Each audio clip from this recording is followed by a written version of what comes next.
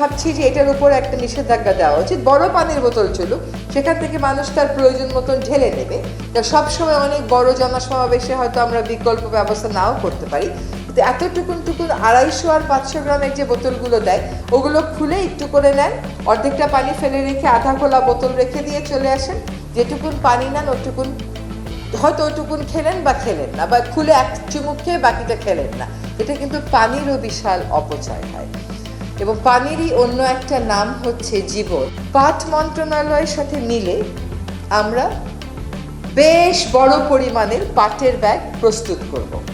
এই পাটের ব্যাগটা আমরা সাপ্লাই দেব সাবসিডাইজড প্রাইসে, যাতে করে 40 টাকা দিয়ে একটা পাটের ব্যাগ কিনতে যে ক্রেতা যখন চিন্তা করে সেই চিন্তা থেকে সে সরে আসতে পারে। এবং এখন বলে যে আমাদের মানুষের গায়ে, রক্তে, মায়ের দুধে, প্লাসেন্টাতে, ব্রেইনে মাইক্রোপ্লাস্টিকের উপস্থিতি পাওয়া গেছে। এখন বিজ্ঞানীরা দেখবার চেষ্টা করছেন যে ব্রেইনে মাইক্রোপ্লাস্টিকের উপস্থিতি সেখানে রক্ত প্রবাহে বাধার সৃষ্টি করবে কিনা। এখন অনেক তো ট্রলিং হলো, অনেক কিছু হলো, এটা হবে, এটা একটা গ্রুপ থাকবে। আমাদের তো পলিটিক্যালি মারাত্মকভাবে ডিভাইডেড সোসাইটি, ভালো কাজ করলেও আপনাকে এসব কথা শুনতে হবে। এখন কথা হচ্ছে যে কেন সব কিছু বাদ দিয়ে পলিথিন? এটা অবশ্যই একটা গুরুত্বপূর্ণ বিষয়, এবং এটা যখন আপনার রক্তে ঢুকে যায়, আপনার লিভারে পাওয়া যায়, আপনার ব্রেইনে পাওয়া যায়, নবজাতকের যে দুধ সে খাবে, মায়ের দুধ যেটাকে সবচেয়ে নিরাপদ ভাবা হতো সেখানে পাওয়া যায়, তখন এটাকে গুরুত্বপূর্ণ মনে না করার তো কোনো কারণ নেই। আমি প্রথমে ধন্যবাদ জানাই যে আমাদের এই নিষেধাজ্ঞাটা বাস্তবায়নে বাংলাদেশের সুপার মার্কেটগুলো একটা অনেক বড় ভূমিকা রেখেছে। তারা সরকারের এই উদ্যোগকে সাধুবাদ জানিয়েছে। আমি আশা করি যে তাদের পাশাপাশি প্রাণ কোম্পানির মতন কোম্পানিগুলো শুধুমাত্র এরকম প্রোগ্রাম স্পন্সর করেই তাদের দায়িত্ব সীমাবদ্ধ রাখবে না। তাদের যে প্লাস্টিকের মোড়ক আছে, তাদের যে পানির বোতল আছে, ছোট ছোট সসের প্যাকেট আছে, সেখান থেকেও তারা সরে আসবে। তার কারণ হচ্ছে এতটুকুন সসের স্যাশে যখন দেয়া হয়, আপনি ওটাকে ফেলে দিয়ে রেখে খেয়ে ফেলে চলে যান, এইটা কিন্তু আমার ওয়েস্টের ম্যানেজমেন্টের বার্ডেন বাড়িয়ে তুলছে।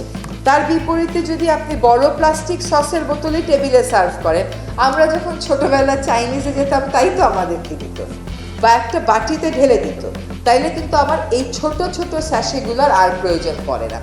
ছোট ছোট প্যাকেটে টমেটো সস, চিলি সসের আসলেই কোনো প্রয়োজন নেই। এবার আমাকে বলেন, একটা প্লাস্টিকের স্ট্র দিয়ে কোক খান, নিজেকে খুব স্টাইলিশ মনে হয়, তাই তো? এটা একটা স্টাইল।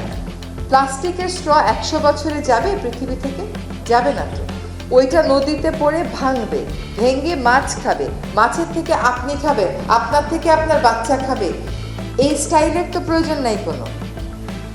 এবং আরেকটা কথা একটু বলে রাখি যে আমাকে একটা প্রশ্ন প্রায়ই করা হয় যে কাঁচা বাজারে তো পলিথিন শপিং ব্যাগ বন্ধ করতে পারেনি। তার দুটো কারণ।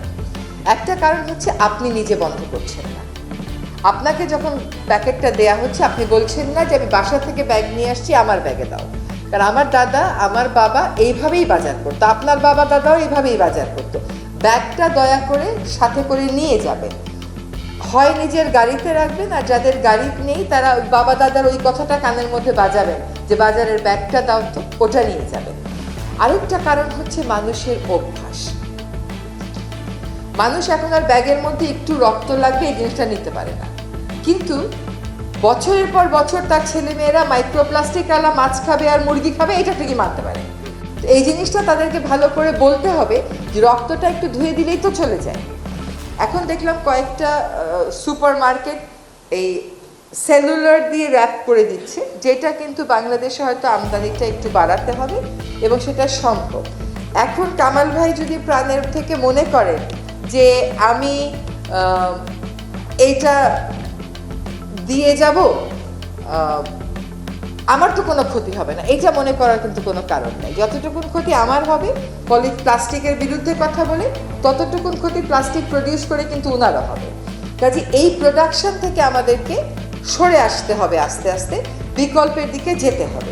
প্লাস্টিক রাতারাতি আমরা বন্ধ করতে পারবো না, কিন্তু বাই ফেজ আমরা বন্ধ করতে অবশ্যই পারবো। আমাদের 2002 সালে পলিথিন শপিং ব্যাগ নিষিদ্ধ, বাংলাদেশ প্রথম দেশ ছিল। আজকে এত বছর পরে এসে আমরা কেবল সুপার শপে ওইটাকে নিষেধাজ্ঞাটা বাস্তবায়ন করতে পারছি। আমরা কিন্তু প্রতি সপ্তাহেই কাঁচা বাজারে যাচ্ছি, তাদেরকে স্যাম্পল দিয়ে আসছি যে এই 3টা ব্যাগ ব্যবহার করবেন, এর বাইরে ব্যাগ ব্যবহার করবেন না। এখন একটা সুখবর দিই, পাট মন্ত্রণালয়ের সাথে মিলে আমরা বেশ বড় পরিমাণের পাটের ব্যাগ প্রস্তুত করব। এই পাটের ব্যাগটা আমরা সাপ্লাই দিব সাবসিডাইজড প্রাইসে, যাতে করে 40 টাকা দিয়ে একটা পাটের ব্যাগ কিনতে যে ক্রেতা যখন চিন্তা করে সেই চিন্তা থেকে সে সরে আসতে পারে। আমরা সত্যিকার অর্থেই সাবসিডাইজ রেটে একটা সাপ্লাই দিই। কটন বাড, ডাক্তাররা বলে কটন বাড ব্যবহার করা খুবই খারাপ, আপনার কানের যে ওয়্যাক্সিং ওইটা সম্পূর্ণ ধ্বংস হয়ে যায়। কটন বাডের কি প্রয়োজন? একটা ভালো খবর হচ্ছে যে আমাদের যারা প্লাস্টিক প্রডিউসার্স আছেন তারা এই 3টা পণ্য নিষিদ্ধ করার ব্যাপারে আমাদের সাথে একমত হয়েছে। আমরা খুব সহসাই এই 3টা পণ্য নিষিদ্ধকরণের দিকে যাব।